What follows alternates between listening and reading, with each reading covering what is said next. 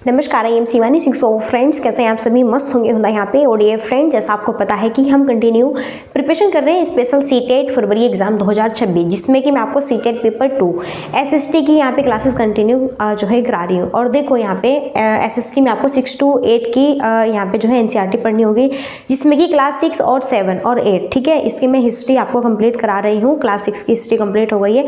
ऐसे ही class 6 to 8 की यहाँ पे ज्योग्राफी कंप्लीट करनी होगी। ऐसे ही क्लास 6 to 8 की आपको पॉलिटी कंप्लीट करनी होगी। तो आज जो फर्स्ट चैप्टर है वो है हमारा ज्योग्राफी का, जिसमें हम पढ़ने वाले हैं सौरमंडल में पृथ्वी, ठीक है। ये हमारा फर्स्ट चैप्टर है, क्लास जो है 6 की ज्योग्राफी का फर्स्ट चैप्टर, ठीक है, जिसमें कि हम पढ़ेंगे आज सौरमंडल में पृथ्वी। बहुत इंपॉर्टेंट है और यहाँ से बहुत सारे क्वेश्चंस बनते हैं। कहाँ से किस किस तरह से क्वेश्चन बनेंगे वो सारी चीज़ें मैं आपको बताने वाली हूँ, ठीक है ना। आइए, तो पहले जो है एक छोटा सा पैराग्राफ है आपके बीच में, देखो बहुत इंपॉर्टेंट है। देखो यहाँ पर देख लो, सूर्यास्त के बाद आकाश को देखना कितना अच्छा लगता है। सूर्यास्त, जब सूर्य आपका अस्त हो जाता है, छिप जाता है, उसके बाद आकाश को देखना कितना अच्छा लगता है। क्यों? क्योंकि वहां पर जो है हमें चमकते हुए बिंदु दिखाई देते हैं, जिसे हम जो है तारे वारे कहते हैं। उनकी संख्या बढ़ती जाती है। आप उनकी गणना नहीं कर सकते। बताओ कि आप तारों की गणना कर सकते हो? नहीं ना, बिल्कुल नहीं। और यहीं पर संपूर्ण आकाश छोटी छोटी चमकदार वस्तुओं से भर जाता है, जिनमें से कुछ चमकीले होते हैं और कुछ धुंधले होते हैं। ऐसा प्रतीत होता है मानो आकाश में हीरे जड़े हो। इनमें से कुछ टिमटिमाते प्रतीत होते हैं, लेकिन अगर आप उनको ध्यान से देखेंगे तो आप पाएंगे कि इनमें से कुछ की टिमटिमाहट अन्य से क्या होती है, डिफरेंट होती है, अलग है। बिना किसी टिमटिमाहट के चंद्रमा के समान क्या है, चमकते हैं। आइए, सो बहुत ही ग्रेट चैप्टर है, हुंदा चैप्टर है सौरमंडल में पृथ्वी। और अगर आप इन चीज़ को बहुत अच्छे से यहाँ पर पढ़ेंगे ना, तो मैं बिल्कुल आपको कह रही हूँ कि यहाँ से क्वेश्चंस आपका बाहर नहीं जाएगा। ये जो पैराग्राफ दिया हुआ है ये जो है इम्पोर्टेंट नहीं है। बाकी अब हम पढ़ने वाले हैं। देखो यहाँ से क्वेश्चन बनेंगे। देखो, जहाँ से क्वेश्चन बनेंगे उस चीज़ पर ज़्यादा फोकस क्रिएट करना है गाइज, ओके। देखो यहाँ से क्वेश्चंस बनेंगे आपके। अब इन चमकीलों वस्तुओं के साथ आप लगभग प्रतिदिन चंद्रमा को भी देखते हैं। यहाँ अलग अलग समय पर अलग आकार का और अलग स्थिति में दिखाई पड़ता है। देखो बिल्कुल आप चंद्रमा को देखते हैं। कभी चंद्रमा आपको छोटा, कभी पूरा गोल, है ना, कभी थोड़ा बढ़ा हुआ आकार, कभी छोटा आकार, इस तरह से दिखाई देता है। जी हाँ, आप पूर्ण चंद्र को लगभग 1 महीने में एक बार देख सकते हैं। देखो यहाँ से क्वेश्चन बनता है कि पूरे चंद्रमा को हम कब देख सकते हैं। तो पूरे चंद्रमा को, जब पूरा चंद्रमा गोल आकार में हो जाता है, वो आपका होता है पूरे 1 महीने में जाकर, ठीक है ना। तो यहाँ से क्वेश्चन बनेगा। So please I requested you कि आप प्लीज इस चीज़ को फॉलो करिए, ध्यान रखें, ओके। क्योंकि जहाँ से जो क्वेश्चंस बनते हैं वो चीज़, उस चीज़ पर हम ज़्यादा फोकस क्रिएट करेंगे। वो चीज़ हमारे लिए बहुत मेन लिए है, ठीक है ना। तो पूर्ण चंद्रमा जो है आपका दिखता है लगभग 1 महीने में। क्वेश्चन बन सकता है, यह पूर्ण चंद्रमा वाली रात क्या पूर्णिमा होती है? जब कहते हैं ना कि आज क्या है, पूर्णिमा है। जी हाँ, तो पूर्णिमा की रात कब होती है? जब हमारा जो चांद है वो पूरा यहाँ पर दिखता है, पूरा गोल दिखता है, आकार में बढ़िया, एकदम मस्त वाला, ग्रेट, ओके। उसे हम क्या कहते हैं? पूर्णिमा कहते हैं। तो ध्यान रखें, यहाँ से क्वेश्चन बनेगा कि पूर्ण चंद्रमा वाली रात क्या कहलाती है? पूर्णिमा कहलाती है। 15 दिन के बाद आप इसे नहीं देख सकते। यह नई चंद्रमा की रात्रि या क्या होती है, अमावस्या होती है। फिर बाद में क्या, देखो जब पूर्ण चंद्रमा वाली रात होती है जिसमें आप पूरे चंद्रमा को देख सकते हैं, उसे आप क्या कहते हैं? पूर्णिमा कहते हैं। जिसे जब ये कहते हैं ना आम भाषा में कि अब जो है चांदना, अब चंदन लगा हुआ है, और अब क्या रात्रि, अब जो है अंधेर लगा हुआ है, इस तरह से एक गाँव की लैंग्वेज में, एक जो है क्षेत्रीय भाषा में, जी हाँ, वो यही होती है। और जब आपको चंद्रमा नहीं दिखाई देता उस समय अमावस्या होती है। ऐसी रात में अगर आसमान साफ है तो आप आसमान को अवलोकन अच्छी तरह से यहाँ पर कर सकते हैं। तो पहला क्वेश्चन बनेगा पूर्णिमा से और दूसरा क्वेश्चन बनेगा अमावस्या से। इस चीज को ध्यान रखिए, ओके। जहां से जो क्वेश्चन बनेगा वो चीज मैं आपको बताऊंगी, उस चीज पर आपको अब क्वेश्चन बनेगा कि खगोलीय पिंड किसे कहा जाता है। जी हाँ, अब क्वेश्चन बनेगा, क्या आपको इस बात पर आश्चर्य नहीं होता कि हम दिन के समय चंद्रमा और इन सभी छोटी छोटी चमकीली वस्तुओं को क्यों नहीं देख पाते? आपको पता है कि आप सिर्फ ये सोचते हैं कि चंद्रमा छिप गया, तारे छिप गए, है ना, सारी चीज़ें छिप गई, बल्कि सारी चीज़ें आपकी कुछ नहीं छिपती। जहाँ होती है जो केतु वहीं पर होती है, तारे, सितारे और चंद्रमा वगैरह, सूर्य वगैरह सब। क्योंकि दिन में जो सूर्य की लाइट होती है, उनकी किरणें होती हैं, सूर्य का प्रकाश इतना फास्ट होता है, इतना तेज होता है कि उसके प्रकाश की किरणों में ये सारी चीज़ें चंद्रमा, तारे और अन्य यहाँ पर जो ग्रह पिंड सारी चीज़ें हैं वो आपकी छिप जाती है, नहीं दिखाई देती। ठीक है, क्योंकि सूर्य के अत्यधिक तेज प्रकाश के कारण रात के समय चमकने वाली वस्तु को हम दिन में नहीं देख सकते, जो चीज़ मैंने बताई। अब यहाँ से ये क्वेश्चन बनेगा, और क्वेश्चन बना है सीटेट में। जी हाँ, सीटेट में क्वेश्चन बना है कि खगोलीय पिंड किसे कहते हैं, जहाँ पे सूर्य, चंद्रमा और सभी वस्तुएं जो रात के समय हमें आसमान में दिखाई देती है वो हमारा क्या कहलाता है, खगोलीय पिंड कहलाता है। तो गाइस खगोलीय पिंड क्या कहलाता है, खगोलीय पिंड वो कहलाता है जब आसमान में हमें जो है यहाँ पे चंद्रमा, सूरज और सभी अन्य वस्तु, ठीक है ना, रात के समय हमें चमकती हुई दिखाई देती है, वो हमारा खगोलीय पिंड। सो प्लीज आप इस चीज को ध्यान रखें। ओके, चलिए अब हम बढ़ते हैं आगे, और यहाँ पे देखो बहुत इंपॉर्टेंट है, कुछ खगोलीय पिंड क्या होते हैं, बड़े आकार वाले, गर्म होते हैं, ये गैसों से बने होते हैं, इनके पास अपनी ऊष्मा या प्रकाश होता है जिसे वे बहुत बड़ी मात्रा में उत्सर्जित करते हैं। इन खगोलीय पिंडों को क्या कहते हैं, तारा कहते हैं। ठीक है ना,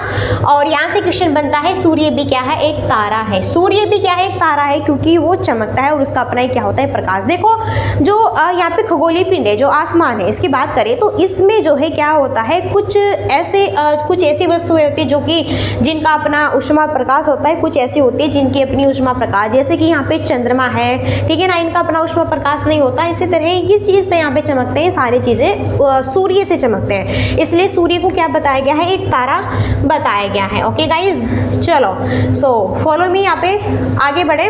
देखो यहाँ से क्वेश्चन बनता है, यहाँ से बनता है, ये क्या है, संकेत तारे हैं, यहाँ पर क्या है, ये उत्तर दिशा है, और ये क्या है, ध्रुव तारा। यहाँ से क्वेश्चन बनता है कि ध्रुव तारा किस दिशा में दिखाई देता है, ध्रुव तारा हमेशा उत्तर दिशा में।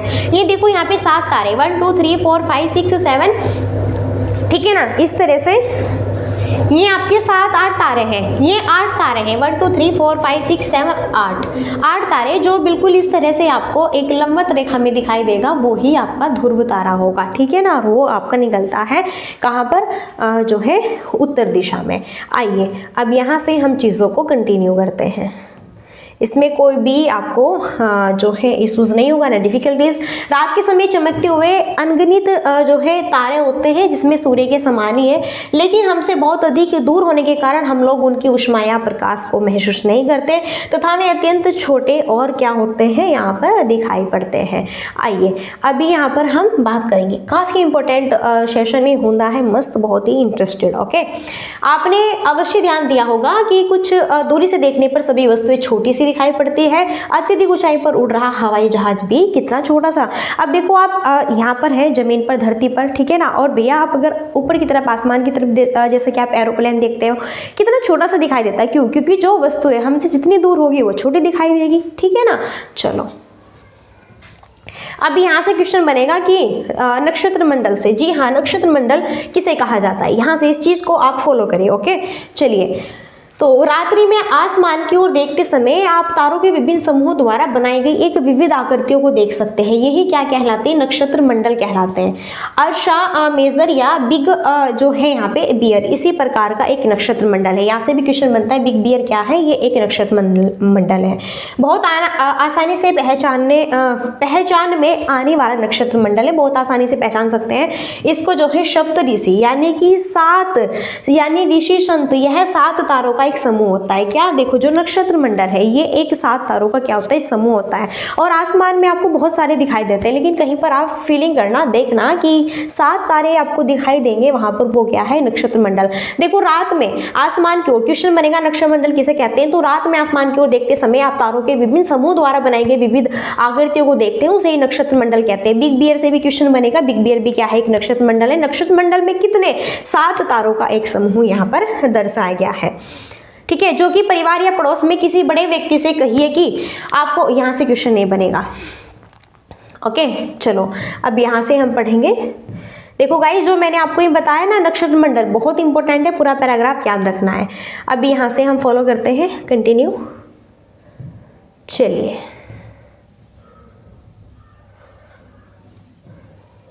सारी चीज़ें क्लियर है, दिखाई दे रही है? बिल्कुल दिखाई देनी चाहिए, ठीक है। यहाँ पे देखो प्राचीन समय में लोग रात्रि में दिशा का निर्धारण तारों की सहायता से करते हैं। उत्तरी तारा उत्तर दिशा को बताता है, इसे ध्रुव तारा। यहाँ से क्वेश्चन बनता है, बार बार क्वेश्चन बनता है सीटेट में, यहाँ से बार बार क्वेश्चन बनता है ध्रुव तारा किसे कहा जाता है, जो कि उत्तर दिशा में दिखाई देगा। बस फाइनली इसका एक ही आंसर है। Okay, no doubts, anyone? Clear है? चलो, यह आसमान में हमेशा एक ही स्थान पर रहता है। देखो जो ध्रुव तारा है ना, यह आसमान में हमेशा एक ही स्थान पर रहेगा। ये नहीं कभी ये इस दिशा में, कभी इधर भाग गया, कभी उधर गया, नो, ये सिर्फ और सिर्फ एक ही दिशा में रहेगा, एक ही टाइम पर, एक ही, हर चीज बिल्कुल इसकी फिक्स है, ठीक है ना। यहीं पर बात करते हैं हम सप्तऋषि की सहायता से ध्रुव तारे की स्थिति को जान सकते हैं। चित्र 1.1 में आप देखेंगे कि यदि सप्तऋषि मंडल के संकेतक तारों को आपस में मिलाते हुए एक काल्पनिक रेखा खींची और उसे आगे की ओर बढ़ाया जाए तो यह ध्रुव तारे की ओर क्या करती है, इंगित करती है। जैसे मैंने अभी आपको उस लड़की को दिखाया था ना, किस तरह से यहाँ पर ये देखो कैसे ध्रुव तारे को दिखाया गया है, बिल्कुल सीधी रेखा में, ठीक है ना, एक लंबवत रेखा में। ओके, चलो पहले यहाँ पर देखो, यहाँ से क्वेश्चन बनता है। और गाइज यहाँ से ये जो बॉक्स सा दिया हुआ है ना, ये बहुत इंपॉर्टेंट होते हैं बॉक्स आपके। जी हाँ, एनसीईआरटी में ये बॉक्स ना बहुत इंपॉर्टेंट होते हैं। और यहाँ से क्वेश्चन बनता है कि कुछ रोचक तथ्य हैं।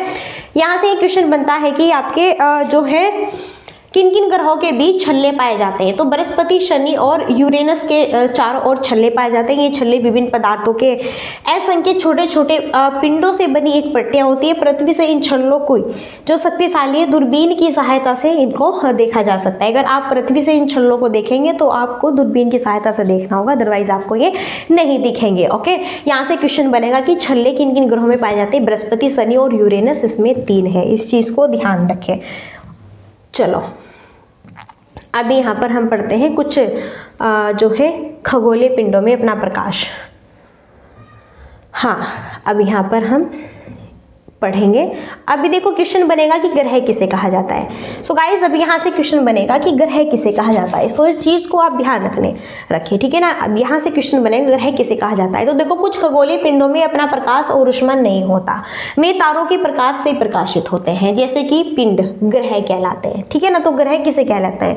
देखो ग्रह वे होते हैं जो कि अपने प्रकाश से क्या होते हैं, अपने ना तो उनमें प्रकाश होता है ना ऊष्मा होती है, वो तारों के प्रकाश से प्रकाशित होते हैं। ऐसे पिंड क्या कहलाते हैं? ग्रह कहलाते हैं। ग्रह जिसे देखो, ग्रह को अंग्रेजी में प्लेनेट कहेंगे, ध्यान रखिए, क्वेश्चन बनता है। और ग्रीक भाषा में हम इसे क्या कहते हैं? प्लेनेटाई कहते हैं।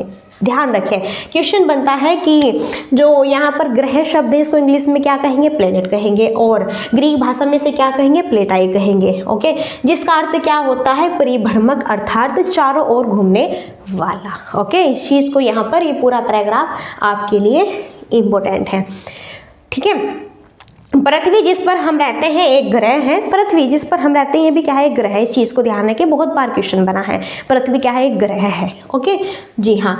और यह अपना संपूर्ण प्रकाश और ऊष्मा सूर्य से प्राप्त करती है, जो पृथ्वी के सबसे नजदीक का तारा है। पृथ्वी को बहुत अधिक दूरी से, जिसे चंद्रमा पर देखने से यह चंद्रमा की तरफ चमकीला हुआ जो है प्रतीत होता है। तो जो हमारी पृथ्वी है ये भी क्या है? एक ग्रह है। इसका भी अपना कोई प्रकाश और ऊष्मा नहीं है, ये जो है प्रकाशित होती है किससे? सूर्य से। ओके, चलिए, आई होप चीजें आपको क्लियर और यहाँ पर याद हो रही होंगी। देखो अब मैं बताऊंगी, देखो छल्ले ये होते हैं इस तरह से छल्ले। देखो यहाँ पे शनि के चारों ओर देखो ये छल्ले से दिखाई दे रहे हैं ना, जी हाँ यही होते हैं। और अगर मैं बताऊं यहाँ पे 8 ग्रह हैं आपके, किस किस तरह है, ठीक है ना। पहले देखो यहाँ पर बुध है, शुक्र है, ठीक है ना, बुध है, यहाँ पे शुक्र, मंगल, पृथ्वी, और इस तरह से बृहस्पति, शनि, यूरेनस और नेपच्यून, ठीक है ना। यानी कि शनि और यहाँ पे अरुण और वरुण सबसे लास्ट का ये है। ओके, इस तरह से ये देखो यहाँ पर आपका उल्टा दिखाया गया है। सबसे पहला बुध ग्रह है, फिर शुक्र, फिर पृथ्वी तीसरे नंबर पर है, फिर यहाँ पे चौथा मंगल है, 5वें पर बृहस्पति, 6 पर जो है शनि, और 7 पर जो है अरुण, और 8 पर वरुण, ठीक है ना। इस तरह से इस चीज़ को इन्होंने उल्टा यहाँ पर दिखाया है। आइए अब यहाँ पर देखो, ये चीज़ भी बहुत इंपॉर्टेंट है। ये चीज़ भी इंपॉर्टेंट है। ये जो ये बॉक्स देख रहे हैं ना, क्या आप जानते हैं पौराणिक रोमन कहानियों में जो सौर सूर्य देवता को कहा जाता है, सौर शब्द का क्या अर्थ होता है? यहाँ से क्वेश्चन बनता है, सौर शब्द का जो सूर्य देवता को कहा जाता है इसका क्या अर्थ होता है? सूर्य से संबंधित है, इसलिए सूर्य के परिवार को क्या कहते हैं? सौर मंडल कहा जाता है। तो यहाँ से क्वेश्चन बनता है कि सूर्य के जो यहाँ पर आपका क्या होता है, परिवार होता है, सूर्य की फैमिली को सौर मंडल कहा जाता है। सौर शब्द का उपयोग करते हुए और अधिक शब्दों को लिखे। चलिए अब हम यहाँ से जो है चीज़ को देखेंगे गाइज, यहाँ से ये चीज़ हमारे लिए काफ़ी इम्पोर्टेंट है। चलो अब यहाँ पे देखो, आसमान में दिखने वाला चंद्रमा एक क्या है? उपग्रह है। अब यहाँ से क्वेश्चन बनेगा, यहाँ से भी क्वेश्चन बनता है कि चंद्रमा क्या है? एक उपग्रह है। सो प्लीज़ आप इसे ध्यान रखिए, चंद्रमा क्या है? एक उपग्रह है। किसका? पृथ्वी का। प्लीज़ याद रखिए, यह हमारी पृथ्वी का सहचर है तथा इसके चारों ओर चक्कर लगाता है। हमारी पृथ्वी के समान 7 अन्य ग्रह भी हैं जो सूर्य से प्रकाश और ऊष्मा प्राप्त करते हैं। उनमें से कुछ के पास अपने चंद्रमा भी है यहाँ पर, ठीक है ना। तो यहाँ से आपका जो है ये बहुत सारे क्वेश्चंस बनते हैं कि चंद्रमा क्या है? एक उपग्रह है। किसका? पृथ्वी का, ठीक है ना। इस चीज़ को आप ध्यान रखें। ओके चलो तो आगे अब देखो हम पढ़ेंगे सौरमंडल के बारे में।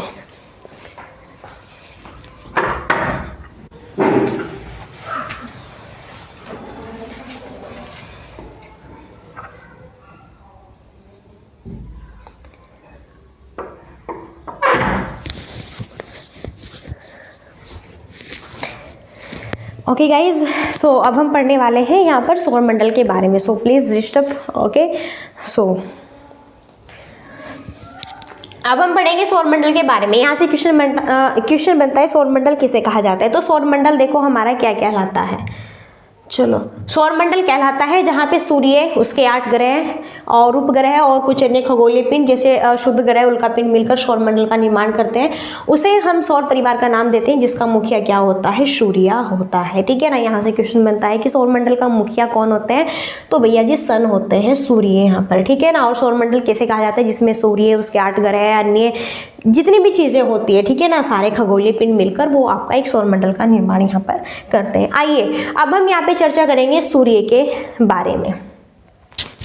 सो गाइज अब यहाँ पर हम चर्चा करने वाले हैं सूर्य के बारे में। यहाँ पर देखो सूर्य सौरमंडल के केंद्र में स्थित है। यह बहुत बड़ा है और अत्यधिक गर्म गैसों से बना है। इसका खिंचाव बल इससे सौरमंडल को बांधे रखता है। सूर्य सौरमंडल के लिए प्रकाश और ऊष्मा का एकमात्र स्रोत है, लेकिन हम इसकी अत्यधिक तेज ऊष्मा को महसूस नहीं करते हैं क्योंकि सबसे नजदीक का तारा होने के बावजूद यह हमसे बहुत दूर है। सूर्य पृथ्वी से लगभग 15 करोड़ किलोमीटर दूर है। तो इस पूरे पैराग्राफ से क्वेश्चन बन सकता है कि सूर्य के बारे में, क्योंकि अब क्या हो गया है, अब आपके वन लाइनर क्वेश्चन नहीं बनते हैं, अब आपको ऑप्शन के थ्रू नीचे ऑप्शन देते हैं, विचार कीजिए।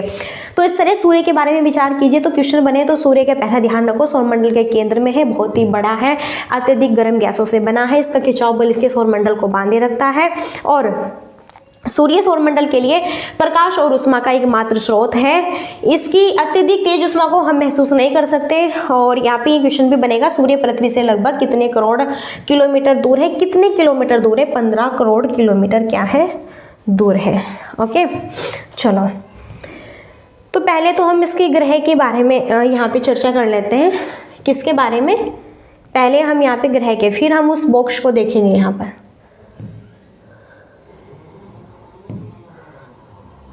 देखो पहले हम ग्रह के बारे में बात कर लेते हैं। ग्रह क्या होते हैं? हमारे सौरमंडल में 8 ग्रह हैं। सूर्य से दूरी के अनुसार वे हैं। देखो पहला बुध, यहाँ से क्वेश्चन बनता है कि सूर्य के सबसे नजदीक ग्रह कौन सा है? बुध है। फिर शुक्र है, फिर पृथ्वी, फिर मंगल, फिर बृहस्पति, शनि, फिर यूरेनस यानी कि फिर अरुण, फिर क्या? वरुण। यहाँ पर आप सूर्य से उनकी दूरी के अनुसार अंग्रेजी में ग्रहों के नाम इस तरह भी याद रख सकते हैं। माई वी, देखो MVEMJSUN, कैसे? MVEMJSUN, इस तरह भी आप इनको जो है याद रख सकते हैं, ठीक है ना। आइए अब हम यहाँ पर चर्चा करेंगे इस बॉक्स की। देखो इस बॉक्स में क्या चीज़? एक शब्द की उत्पत्ति है। ऐसे बहुत से शब्द जिनका उपयोग हम भाषा में करते हैं, अलग भाषा में, अक्सर में दूसरी भाषाओं से लिए गए शब्द होते हैं। जैसे कि यहाँ पर ज्योग्राफी शब्द है। देखो ज्योग्राफी शब्द की बात करें, ये एक अंग्रेजी का शब्द है, ग्रीक भाषा से लिया गया है, जिसका अर्थ होता है पृथ्वी का विवरण। यह दो ग्रीक शब्दों से मिलकर बना है, जिसमें जीई शब्द का अर्थ है पृथ्वी और ग्राफिया का अर्थ है लिखना। आइए पृथ्वी के संबंध में और अधिक जानें। ओके, इस चीज को आप ध्यान रखें, बहुत इंपॉर्टेंट है। ये जो बॉक्स इधर, चलो ये इंपॉर्टेंट नहीं है। हाँ, अब हम ये पढ़ने वाले हैं। चलिए अभी देखो, सौरमंडल के सभी 8 ग्रह एक निश्चित पथ पर सूर्य का चक्कर लगाते हैं। ये रास्ते दीर्घवृत्ताकार में फैले हुए हैं, ये कक्षा कहलाते हैं। यहाँ से क्वेश्चन बनता है कि कक्षा किसे कहते हैं। तो सौरमंडल के सभी जो 8 ग्रह, देखो सौरमंडल के जो 8 ग्रह एक निश्चित पथ पर सूर्य का चक्कर लगाते हैं, एक निश्चित पथ पर सूर्य का चक्कर लगाते हैं, जिसे क्या, और ये रास्ते दीर्घवृत्ताकार में फैले हुए हैं, जिसे हम कक्षा कहते हैं। बुध सूर्य के सबसे नजदीक है। यहाँ से क्वेश्चन बहुत बार बना है, ठीक है ना, सबसे क्वेश्चन बनता है बार बार कि सूर्य के नजदीक सबसे जो है यहाँ पर पहला ग्रह कौन सा है, बुध है। अपनी कक्षा में सूर्य के चारों ओर एक चक्कर लगाने में, बुध ग्रह को सूर्य के चक्कर लगाने में 88 दिन लगते हैं। क्वेश्चंस को ध्यान रखें, ठीक है ना। शुक्र को पृथ्वी का जुड़वा ग्रह भी माना जाता है। यहाँ से भी पता नहीं कितनी बार क्वेश्चंस बन गया होगा कि जो है यहाँ पर पृथ्वी की जुड़वा ग्रह किसे कहा जाता है, वो कहा जाता है किसको, शुक्र को, क्योंकि इसका आकार और आकृति लगभग पृथ्वी के समान ही दिखाई देती है, ठीक है। अभी तक प्लूटो भी एक ग्रह माना जाता था। देखो प्लूटो भी एक ग्रह माना जाता था, पर प्लूटो भी एक ग्रह नहीं है, ओके। परंतु अंतर्राष्ट्रीय खगोलीय संगठन ने अपनी बैठक अगस्त 2006 में निर्णय लिया कि यह खोजे गए खगोलीय पिंड या प्लूटो ये क्या है, आपके एक बोने ग्रह के अंतर्गत रखे जाते हैं, ठीक है ना। सिर्फ और सिर्फ ग्रह 8 ही है। देखो यहाँ से ये जो बॉक्स है, इस बॉक्स से क्वेश्चन बनेगा, और गाइज इस बॉक्स से क्वेश्चन आपका बनेगा, ये क्वेश्चन बनेगा कि पृथ्वी जो है पृथ्वी तक पहुंचने में लगभग सूर्य को कितना टाइम लगता है। देखो सूर्य के प्रकाश को पृथ्वी तक पहुंचने में लगभग 8 मिनट का टाइम लगता है। सो प्लीज आप इस क्वेश्चन को ध्यान रखें, यहाँ से क्वेश्चन आपका ये बनेगा, ओके। आइए अब हम बात करेंगे पृथ्वी के बारे में। अभी हम चर्चा करेंगे गाइस पृथ्वी के बारे में, जी हाँ। अब पृथ्वी के बारे में चर्चा करेंगे। सूर्य से दूरी के हिसाब से पृथ्वी तीसरा है। देखो सूर्य से, अगर हम सूर्य से दूरी के हिसाब में देखें तो पहले बुध है, फिर शुक्र है, और फिर आपका यहाँ पर जो है पृथ्वी, इस तरह से, ठीक है ना। देखो सूर्य की दूरी के हिसाब से तो तीसरा ग्रह है, लेकिन आकार में यह 5वां ग्रह है, और यहाँ पे बहुत कंफ्यूजन क्रिएट होता है, इसलिए कंफ्यूजन नहीं होना। यह ध्रुव के पास थोड़ी चपटी है, जो पृथ्वी है ध्रुव के पास चपटी है, यही कारण है कि इसके आकार को भू आब भी कहा जाता है। तो किसके आकार को भू आब कहा जाता है, और पृथ्वी के आकार को क्या कहा जाता है, भू आब कहा जाता है। इस चीज को ध्यान रखिए। भू आब का अर्थ होता है पृथ्वी के समान आकार। जीवन के लिए अनुकूल परिस्थितियां संभवतः केवल पृथ्वी पर ही पाई जाती है। पृथ्वी न तो अधिक गर्म है और न ही अधिक ठंडी। यहाँ पानी और वायु उपस्थित है और हमारे जीवन के लिए आवश्यक है। वायु में जीवन के लिए आवश्यक गैस जैसे ऑक्सीजन मौजूद है। इन्हीं कारणों से पृथ्वी सौरमंडल का सबसे उद्भुत ग्रह है। देखो और बहुत सारे ग्रह है, लेकिन और सभी अन्य जो ग्रह है यहाँ पर उन पर जीवन क्यों नहीं संभव, क्योंकि वहाँ पर हमें पर्याप्त मात्रा में जल और ऑक्सीजन कैसे ये मौजूद नहीं है। लेकिन पृथ्वी एकमात्र ऐसा ग्रह है जहां पर जीवन संभव है, क्योंकि यहाँ पर सारी चीजें, ओके। चलिए हाँ, यहाँ से भी क्वेश्चन बनता है कि अंतरिक्ष से देखने पर पृथ्वी हमें किस रंग की दिखाई देती है, नीले रंग की दिखाई देती है। ध्यान रखिए इस चीज को, ये क्वेश्चन बनेगा कि यहाँ से जो है अंतरिक्ष से देखने पर आपको जो पृथ्वी कैसी दिखाई देती है। सो अब बात करेंगे मून के बारे में, चंद्रमा के बारे में। आइए भैया जी यहाँ पे हम चंद्रमा के बारे में थोड़ी सी चर्चा कर लेते हैं, थोड़ी सी नहीं सारी चर्चा करने वाले हैं गाइज, ओके। बड़ा इंटरेस्ट आ रहा होगा ना, मजा आ रहा है, वेरी फनी, ओके। चलो अब चंद्रमा की बात करेंगे। चंद्रमा हमारे पृथ्वी के पास केवल एक उपग्रह है, तो पृथ्वी का एकमात्र उपग्रह चंद्रमा है, इसको भी ध्यान रखिए। चंद्रमा, इसका व्यास पृथ्वी के व्यास का केवल 1/4 है। यहाँ से भी क्वेश्चन बनता है कि जो है पृथ्वी के व्यास का केवल चंद्रमा का व्यास कितना है, 1/4। और यह इतना बड़ा इसलिए प्रतीत होता है क्योंकि यह हमारे ग्रह से अन्य खगोलीय जो पिंड है उसकी अपेक्षा नजदीक है, इसलिए हमें ये बड़ा दिखाई देता है। यहाँ से क्वेश्चन बनता है कि जो चंद्रमा है यह हमारी पृथ्वी से कितने किलोमीटर दूर है। जी हाँ, यहाँ से क्वेश्चन बनता है। ये यहाँ पे देखो 3,84,400 किलोमीटर दूर है। अब आप पृथ्वी से सूर्य और चंद्रमा की दूरियों की तुलना कर सकते हैं। ओके गाइज, चलो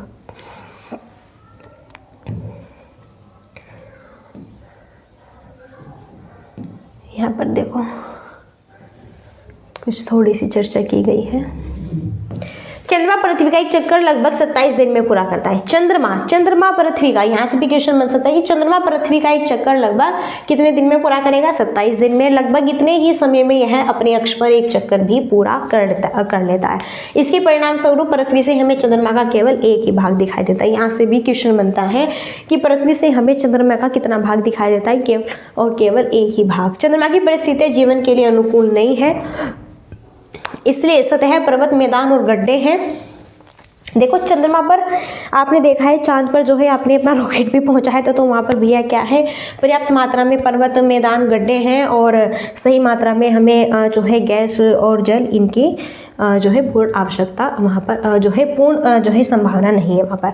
अब बात करेंगे शुद्ध ग्रह के बारे में। शुद्ध ग्रह तारों, ग्रह और उपग्रहों के अतिरिक्त असंख्य छोटे पिंड भी सूर्य के चारों ओर क्या लगाते हैं? चक्कर लगाते हैं। इन पिंडों को क्या कहते हैं? क्षुद्र ग्रह कहते हैं। ये मंगल और पृथ्वी की कक्षाओं के बीच पाए जाते हैं और वैज्ञानिकों के अनुसार क्षुद्र ग्रह के ही भाग होते हैं जो कि बहुत वर्ष पहले विस्फोट के बाद में ग्रहों से टूटकर अलग हो गए। ठीक है ना, तो शुद्ध ग्रह किसे कहा जाता है, इस चीज को ध्यान रखें। आइए अब चर्चा करेंगे। यहाँ से क्वेश्चन बनेगा कि अब बताइए उल्का पिंड किसे कहते हैं।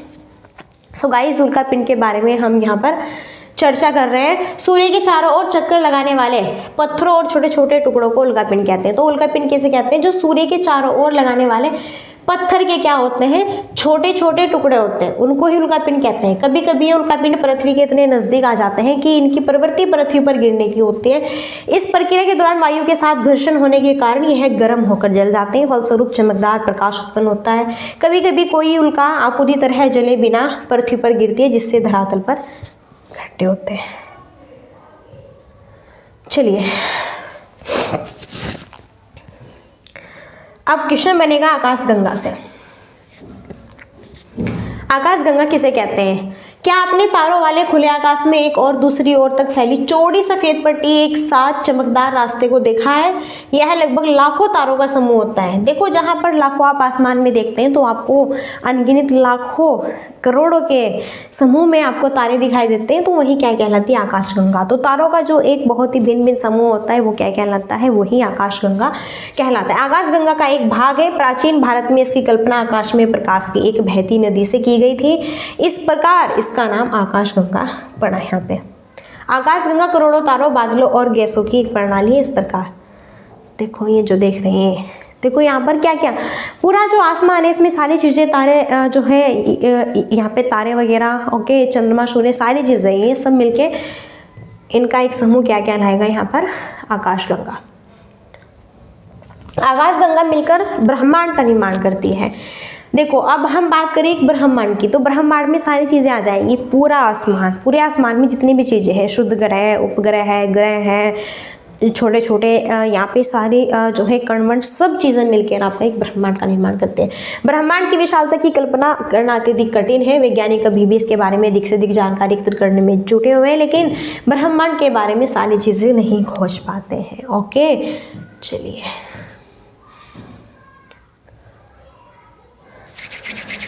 चलो यहाँ से कोई क्वेश्चन नहीं बनता, बस ये कंप्लीट हुआ। देखो यहाँ से इस तरह क्वेश्चन बनते हैं कि ग्रह और तारे में क्या अंतर है, सौरमंडल से आप क्या समझते हैं, इस तरह। देखो किस ग्रह को पृथ्वी के जुड़वे ग्रह के नाम से जाना जाता है, तो यहाँ पर है शुक्र ग्रह। सूर्य से तीसरा सबसे नजदीक ग्रह कौन सा है, तो यहाँ पर पृथ्वी है। इस तरह सारी चीजें मैंने बताई ना आपको। सभी ग्रह सूर्य के चारों ओर किस प्रकार के पथ पर चक्कर लगाते हैं, बताओ किस प्रकार? दीर्घवृत्ताकार। मैंने बताया था ना, ध्रुव तारा किस दिशा को इंगित करेगा? उत्तर दिशा को। ठीक है। शुद्ध ग्रह किन कक्षाओं के बीच पाए जाते हैं, ये भी मैंने बताया था आपको। शुद्ध ग्रह यहाँ पर जो है, ओके, सारी चीज़ें फाइनली। अब खाली स्थान भरना है इस तरह से। तो ऐसे ही क्वेश्चंस आपके आते हैं और ये चैप्टर से यहाँ पे आपका फिनिश हुआ, बाकी कुछ नहीं है, इसको ऐसे ही दिखाया गया है। चलिए, तो ये चैप्टर्स यहाँ पे हमारा पूरा फिनिश हो जाता है। आई होप चीज़ें आपको समझ आ गई होगी और सारी चीज़ें कवर हो गई होगी। सो गाइस, चलिए फिर अब यहीं पर हम अपनी वाणी को देते हैं विराम। और अगर आपको क्लासेस अच्छी लगी सो प्लीज़ आप फटाफट चैनल को सब्सक्राइब कर लें, क्योंकि सारी क्लासेस आपकी यहाँ पर कंटिन्यू आएगी, क्लास 6, क्लास 7, क्लास 8 की। और यहाँ से एक भी क्वेश्चन बाहर नहीं जाएगा SST में सीटेट पेपर 2। ओके, जितने भी स्टूडेंट्स हैं फास्ट फॉलो करें, और एग्जाम जब तक नहीं हो जाता तब तक हम कंटिन्यू सारी और क्लासेस यहाँ पे करेंगे। सो चलिए अब यहीं पर हम अपनी वाणी को देते हैं विराम और मिलते हैं नेक्स्ट सेशन में। और तब तक के लिए so thanks for watching, keep studying, bye bye, take care, जय हिंद, जय भारत, नमस्कार।